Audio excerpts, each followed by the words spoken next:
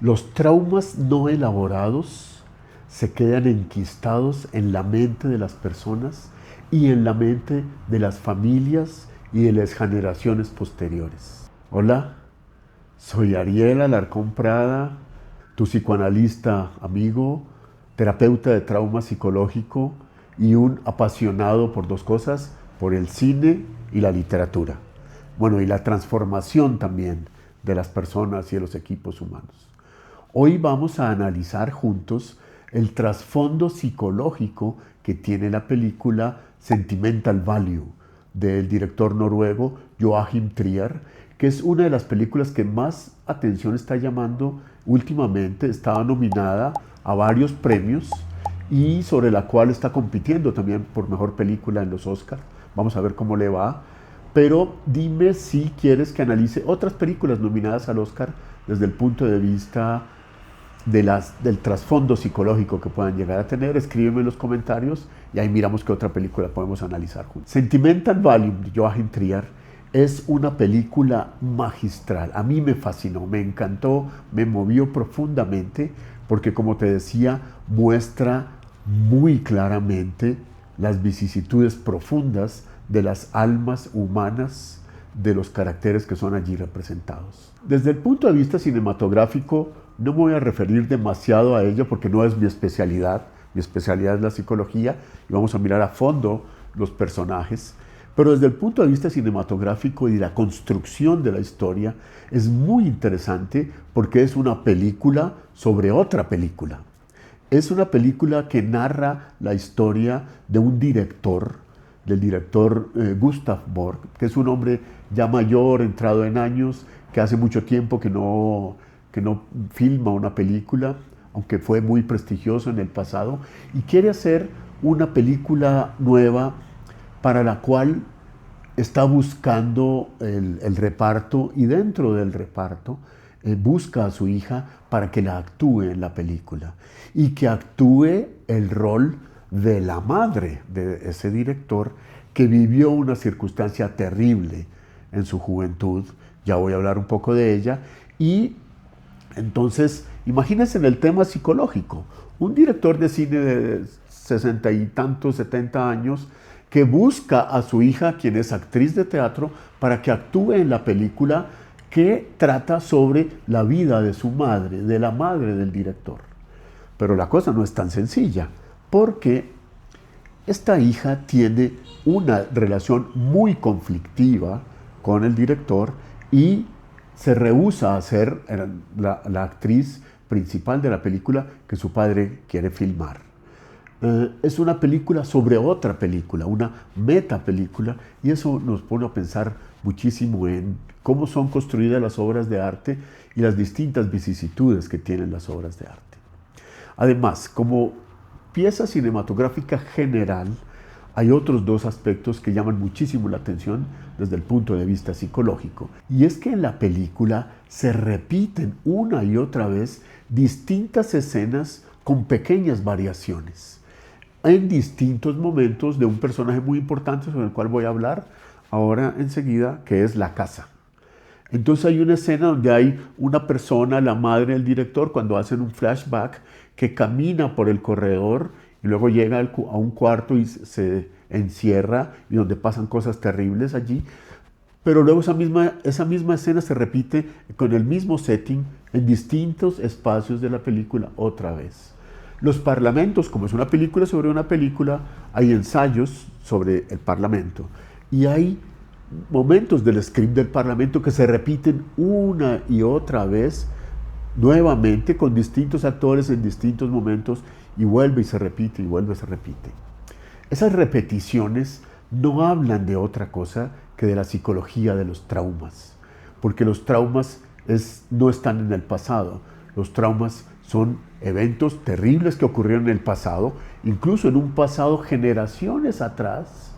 Ya voy a explicar un poquito más de esto, que siguen ocurriendo en el presente. Entonces esa reiteración, tanto de las escenas como de los parlamentos, que la película muestra de un modo magistral, son una revelación de que es una película que habla sobre un tema traumático. Un tema que vuelve al presente y vuelve al presente, vuelve al presente y no se ha elaborado en general. Ahora adentrémonos en el mundo psicológico de estos personajes que son magistralmente representados, incluso varios de ellos están nominados al Oscar, bueno, y a distintos premios dentro de la filmografía mundial en este momento, y son los personajes principales. Un personaje central previo a todo y que aparece también en las primeras escenas de la película es justamente la casa, digamos el set, el setting donde se graba la película, se intenta grabar, luego, bueno, al final se resuelve de otra manera, lo cual es muy interesante lo que pasa en la escena final de la película, pero la casa es un personaje central que está presente todo el tiempo. ¿Por qué? Desde el punto de vista psicológico, psicoanalítico, recordemos que la casa representa varias cosas, todas las cuales se dan en esta película.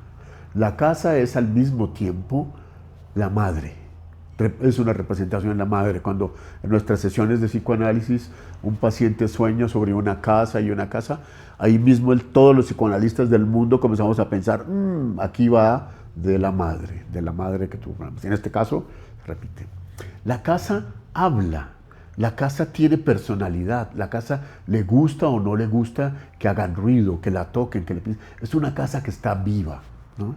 Creo que representa la situación de la madre cuyo conflicto principal y trauma original que ocurrió en la Segunda Guerra Mundial sigue afectando a esta película hoy en día 2026. La casa también tiene dos simbolismos muy poderosos. Uno de ellos es que la casa está agrietada. Y esa grieta es un elemento central, ocurre en una de las primeras escenas de la película, y es que la casa se está hundiendo, se está desbaratando un poco, que es un simbolismo muy poderoso desde el punto de vista psicoanalítico de una madre herida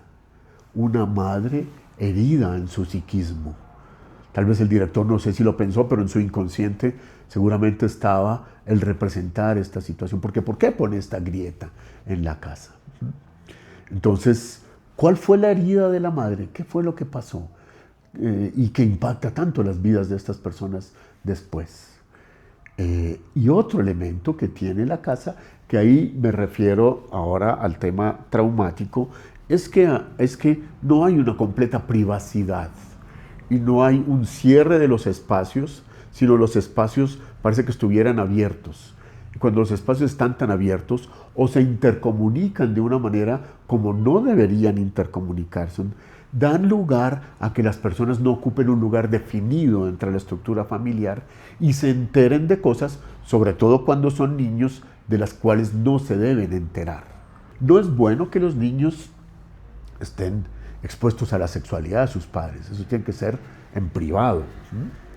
Tampoco es bueno que los niños estén expuestos a los conflictos de los adultos y muchísimo menos, por lo menos no, a situaciones de violencia y de agresividad que hay en los adultos. Y resulta que por el sistema de calefacción, es una casa de esas antiguas, cuando yo vivía en Alemania, en una de las casas en las que viví tenía un sistema así parecido. Claro que yo no me puse a escuchar a ver qué salía en las habitaciones de arriba de la casa, pero esto ocurre. Los sistemas de calefacción de las casas antiguas, que funcionaban en muchos casos con carbón, tienen unos conductos en los cuales uno puede oír lo que ocurre en otras habitaciones. Es decir, es una casa en la cual las habitaciones no están completamente cerradas. Y lo que pasa en el mundo de los adultos afecta a los niños. Ojo con eso. Ese es un simbolismo muy poderoso porque además nos está mostrando que esta casa que está herida, también los límites no se respetan. Los límites que tienen que ver entre las generaciones y en las situaciones íntimas no se respetan. Entonces ese es otro simbolismo muy importante en el cual en la película aparece como de un modo medio juguetón, pero luego los niños, a los cuales me voy a referir a esto, presencian de un modo indirecto una situación terrible y muy traumática, que es la violencia que ocurre entre los padres de ellos. Muy bien, el siguiente personaje como les decía, es el personaje que es Gustav Borg. Este director de la película, Gustav Borg, es representado magistralmente por Stellan Skarsgård, este magnífico actor sueco, quien encarna una vida de mucho sufrimiento emocional. Es un niño que fue traumatizado de niño por la escena primaria, digámoslo así, no lo digo desde el punto de vista psicoanalítico, sino la escena primordial que ocurre en un pequeño flashback de la película, porque la película uno la va armando como un rompecabezas. Una escena, luego otra escena, y uno se queda pensando, ¿qué pasó acá? ¿Qué pasó acá? Y luego el director nuevamente va construyendo las piezas del rompecabezas para que uno al final comprenda qué fue lo que pasó, cuál fue la historia de esta familia. Te la voy a descomponer. Este hombre que después deviene en un director de cine, presenció y vivió un tema traumático muy terrible cuando él era niño. Y fue que su madre, y aquí te voy a espolear la película, si no la has visto te aconsejo que vayas a verla, por favor, y bueno, y te aconsejo que me cuentes también en los comentarios qué te parece esta situación, si estás de acuerdo con ella o no, o si has vivido por tu cuenta otra situación traumática, y que en otras películas se puede expresar de un modo, escríbemelo por favor en los comentarios. La madre de Gustav había sido miembro de la resistencia cuando los nazis ocuparon, en la Segunda Guerra Mundial, ocuparon Noruega. Ella era una mujer joven que hizo parte de la resistencia. Como parte de esa resistencia, luego los nazis la apresaron y la torturaron. Eso después se viene a ver en una escena más adelante en la película, cuando Agnes, la otra hija del director, que es historiadora, investiga en el archivo histórico de allá de Oslo. Esta señora sufrió, imagínense en eso, una tortura, no cualquier cosa, de los nazis. Y entonces, luego, bueno, sigue su vida, se casa, pero seguramente era una mujer depresiva. Le ocurrieron traumas psicológicos muy graves, muy graves, que debieron haber devenido en una depresión. Entonces tuvo a este hijo, que es Gustav, y cuando Gustav tenía 9 años, esta señora se quita la vida por sus propios medios. De algún modo uno intuye que Gustav presenció o tuvo algo que ver, él fue impactado directamente por la muerte de su madre y más la muerte de esa manera tan terrible. Luego él quedó solo, no aparece, no se nombra, no se ve por ningún lado el papá qué pasó con él, sino él fue criado por una tía que seguramente era una mujer joven, muy en la época del hipismo, seguramente fue expuesto a muchas cosas, pero podemos intuir que no fue cuidado con cuidado verdadero, sino fue tenido ahí en cuenta. Él después, suponemos que para superar sus traumas y sus dificultades, se volvió un director de cine, que había tenido mucho éxito en el pasado. Pero este Gustav, tal como la película lo muestra, es un hombre frío, incapaz de comunicar las emociones directamente y sobre todo con sus hijas, sino que lo tiene que hacer a través de su arte, poniéndolas a actuar en sus películas, es como les da importancia. Eso es como una operacionalización de los hijos. No, los hijos son los hijos y hay que tenerlos como tal, no para que sirvan a propósitos del padre. Podemos entonces concluir que él tiene un trastorno narcisístico de la personalidad. No gravísimo, pero con unos rasgos narcisísticos importantes, porque lo hace un hombre frío, un hombre distante emocional, un hombre incapaz de comunicar afectos, por lo menos con sus hijas. Con el nieto no, y eso es lo que pasa con muchos abuelos que se mejoran al final de su vida, pero cuando ya pa' qué. Con el nieto sí puede jugar y puede interactuar y tal, pero no comunica afecto con sus hijas. Y ahí estamos ya hablando del trauma de ellas, ¿no? Las operacionaliza, pero también por otro lado, un papá frío, distante. Y un papá violento. La película muestra claramente que se agarraba a los gritos de un modo terrible, y es cuando las niñas escuchan por el conducto de la casa, escuchan esas peleas, ¿no? Lo cual estamos hablando del trauma de ellas también, al que me voy a referir ahora. Un hombre violento, un hombre frío, un hombre distante, un hombre, podríamos decirlo, incapaz de amar, con un serio trastorno en dar amor realmente, de un modo genuino. Entonces, ahí vamos al siguiente personaje principal de la película, que es la hija de este director, Nora, de nombre Nora en la película, que es interpretada igualmente de un modo magistral por Renate Reinsve, una actriz noruega. Nora fue quien recibió el impacto principal de la violencia intrafamiliar, de la separación de sus padres, y luego Gustav, no solamente cuando se divorciaron, y eso causó un trauma en ellas, en las niñas, sino que además las abandonó, las dejó solas, no volvió a pararles bolas por muchos años al parecer. Eso fue un trauma importante para Nora, ¿no? Es una mujer muy compleja. En la escena inicial, la segunda escena, ella como actriz de teatro, que es una actriz muy buena, hace una escena donde muestra magistralmente un ataque de pánico. Es una mujer que tiene un trastorno de pánico y también un trastorno depresivo y muchas dificultades en las relaciones, sobre todo en las relaciones amorosas. Y ella hace una representación increíble de un severo ataque de pánico, el cual lo supera rasgando las vestiduras. Es un tema simbólico muy importante, como de su traje que estaba usando para interpretar una escena en la obra de teatro La Casa de Muñecas. Nuevamente Casa y Muñecas de Henry Ibsen. Entonces Nora es un personaje muy complejo, muy afectado por estas cosas que estoy diciendo.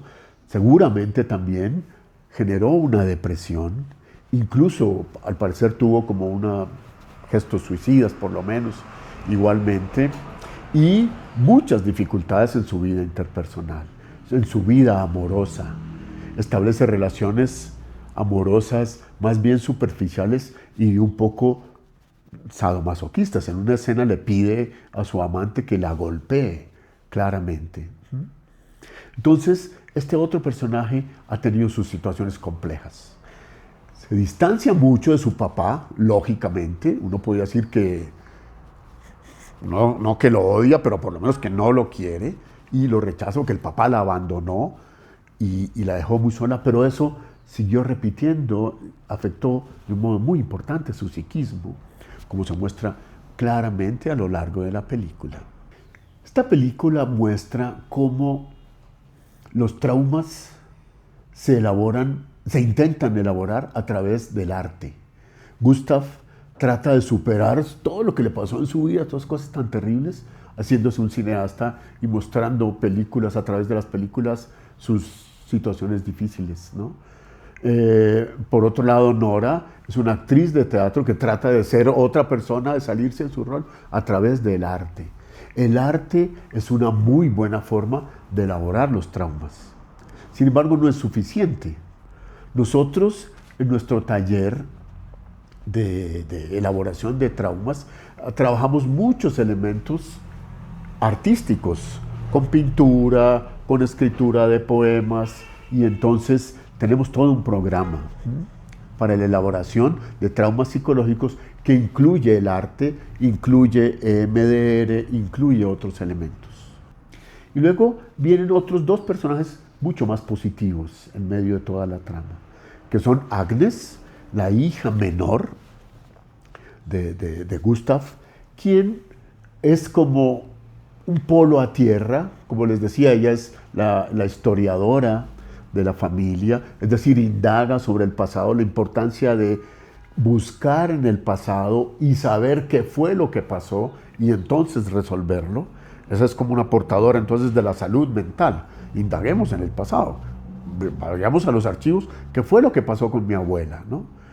Y ella es la menos afectada, como les decía. Tiene un esposo amoroso, cariñoso y un hijo maravilloso a quien está educando con todo el amor del mundo, que es el nieto de Gustav, el cual después aparece en la escena final de la película representando a su abuelo en un momento terrible de la vida de ambos. Agnes es pensante, es amorosa, es tierna y fue la menos impactada de todos en el entorno familiar. Y luego está justamente Eric, el niño, que es como la voz de esperanza, que es lo que se muestra en diferentes películas relacionadas con los traumas psicológicos, y es que tenemos que romper la cadena.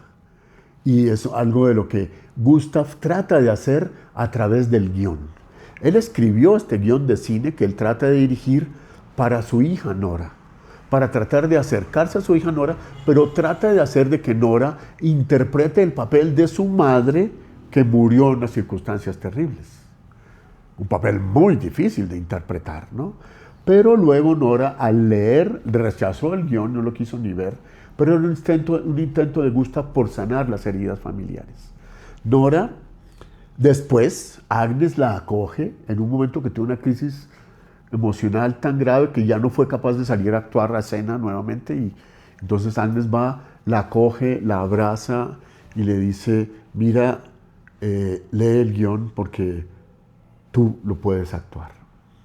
Y ahí es cuando Eric ocupa un lugar salvador. Los niños no tienen por qué sufrir las consecuencias de los traumas de los padres o de los abuelos, como es lo que se expresa en esta película de este modo tan claro. Y al final la película, no te la voy a espolear, resuelve ese problema, los dos problemas, el de la muerte de la madre y el de la esperanza de una vida mejor para el niño, para que el niño juegue, viva y viva una vida común y corriente como cualquier persona, dejando atrás los traumas de sus padres y los traumas de la familia, que creo que es el mensaje más importante de esta película y es el mensaje de mi quehacer clínico de todos los días. Los traumas psicológicos, tal como yo lo expongo en mi libro autobiográfico, Amar el Volcán, los traumas psicológicos se pueden superar, pero hay que mirarlos de frente.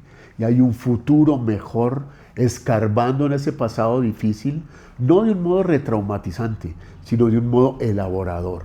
En la compañía de un buen terapeuta, no cualquiera, un terapeuta entrenado en trauma psicológico, podemos vivir mucho mejor. Si tú te has conectado desde el punto de vista personal con algo de lo que yo he dicho, o mirando la película resuenas y dices, caramba, algo así me pudo haber pasado a mí, o le pudo haber pasado a alguien cercano a mí, con mucho gusto podemos atenderte. Yo encantadísimo te atendería, pero si no estás en Bogotá, en Colombia, o quieres hacerlo de modo personal, busca un terapeuta que trabaje el trauma psicológico, que tenga experiencia en el trauma psicológico. Pero quiero saber, en los comentarios déjame situaciones que hayas vivido con las cuales, ¿cuál fue la escena con la cual resonaste más? O de lo que yo he dicho ahora, que estás de acuerdo o en desacuerdo, y cuál película quieres que analicemos. Ojo, porque te voy a hacer un pequeño spoiler del siguiente video que vamos a grabar sobre la película Hamlet, que es la que compite con esta película de Sentimental Values para el Oscar a la mejor película o al mejor guión. Ese es el próximo video que vamos a hacer y sígueme en mis redes sociales. Si este video te ha gustado, por favor, darle like, por favor, compártelo con otras personas que puedan tener una situación difícil y sígueme en el canal y sígueme también en Instagram, donde vamos a publicar distintos segmentos de los análisis de estas películas en este comienzo del 2026, para que sea un mejor año para ti y para los que están a tu lado.